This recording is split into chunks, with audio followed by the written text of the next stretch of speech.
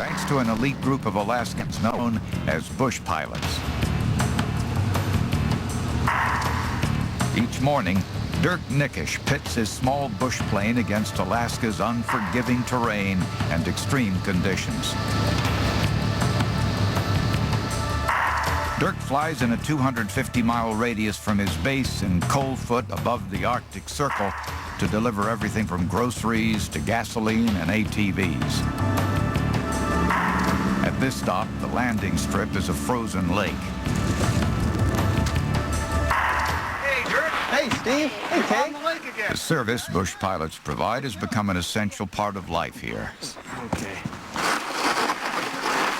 Able to haul just about anything to just about anywhere, the bush pilot shrinks Alaska's 600,000 square miles to a human scale.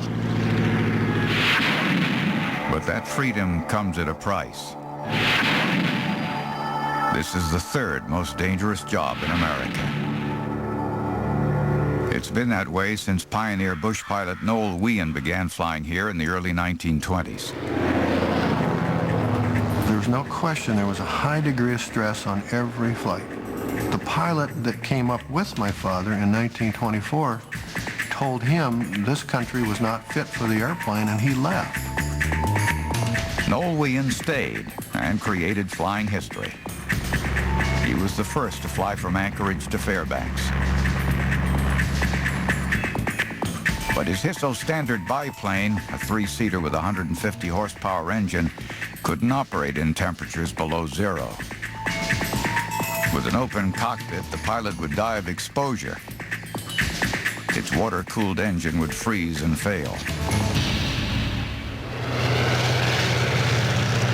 The needed technological breakthrough came in 1927 with this plane, the Stinson Detroiter.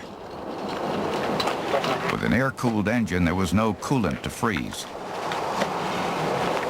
The enclosed heated cabin protected the pilot. Year-round flying in Alaska was now possible. Wien began weekly airmail flights between Fairbanks and Nome. The 600 miles it took dog sleds 3 weeks to cover took only 7 hours by plane. By the 1930s, bush pilots were flying into every small corner of big Alaska. For many remote villages, it was a shocking sight. When you landed, the whole town came out. Some of them had never even seen a car, and to have this contraption come out of the sky was huge. Alaska's iron grip of isolation was loosened. People now had a lifeline to the outside world, thanks to the gutsy pilots. Keeping that lifeline open requires flying in tough conditions. Landing gear was developed for a variety of terrain. Skis for snow and ice, pontoons for water landings, oversized wheels on bumpy ground. Pilots mastered the art of using any available surface, however tight. While runway landings required 3,000 feet, many lake beds and clearings offered only 500 feet. One misstep could mean disaster.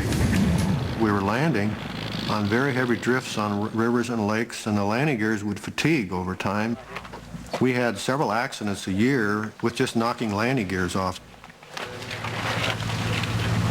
Modern bush pilots need a plane designed to hold up to the rough terrain.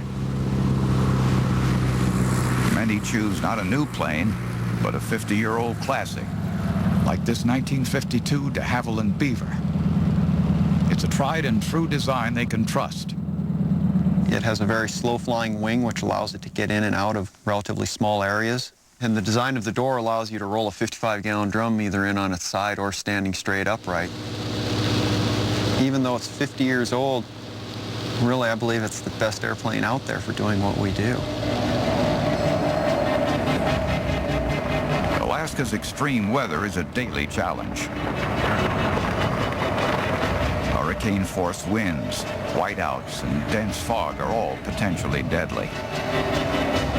Nowhere is this more true than in Alaska's mountains.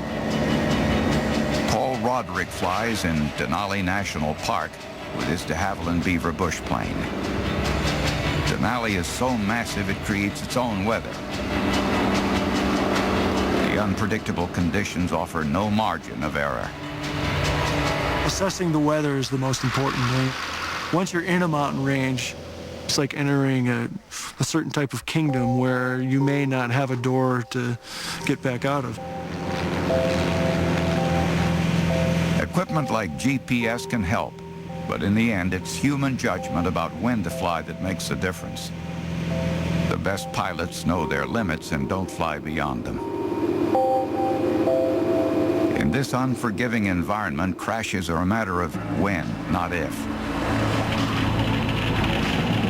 Over 500 bush pilots have been killed flying in Alaska. There are about 100 crashes and 10 fatalities a year. If a pilot survived the crash, he tried to repair the plane in the bush. But if all else failed, the only way out was by foot. My father did go down 40 miles south of any civilization and walked about 80 miles in spring breakup. Today, no pilot leaves home without a personal survival kit. I carry a .44 Magnum. I carry a cook stove. You have to have a good knife on you, and you have to have matches. You can land on a lake, and if you break through, what you have in your pocket is what you get. With its many risks, staying alive in this job requires preparation, skill, and luck. Orrin Hudson has made it through one crash in 66 years of flying here. There's an old saying that there's no old pilots, there's no bold pilots, but I think I'm different than that because I'm old and bold.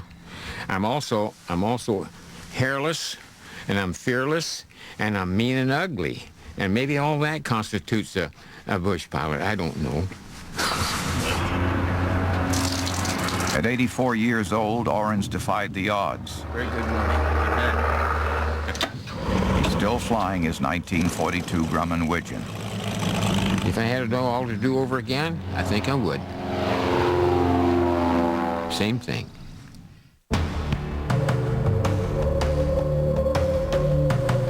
Even today, bush pilots remain a necessity here, a potent symbol of Alaska's enduring wildness.